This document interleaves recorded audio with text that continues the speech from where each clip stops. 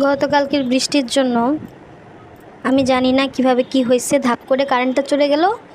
আর আমি পরে যখন কারেন্ট আসলো, ফাইলটা ওপেন করে দেখি যে ফাইলের ভিতরে মডেলই গায়েব হয়ে গেছে। এখন কি যে করব, আবার ক্লায়েন্টের রিকোয়ারমেন্ট ছিল কিছু, সেগুলো ফুলফিল করতে হবে। কিচ্ছু করার ছিল না দেখে আমার এই পন্থা অবলম্বন করা লাগলো। আলাদা আলাদা করে মডেল বানায় তারপরে আমি তো মানে তাও ভালো ছিল যে আমি D5-এ ফাইলটা এনে রেখেছিলাম, নাহলে পুরো মডেলটা আমাকে আবার বানানো লাগতো। কি যে একটা প্যারা গেল। খুব সবাই দোয়া করবেন আমার জন্য।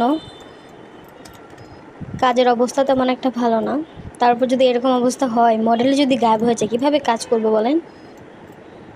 আসসালামু আলাইকুম, ভালো থাকবেন আপনারা, আমার জন্য একটু বেশি বেশি দোয়া করবেন।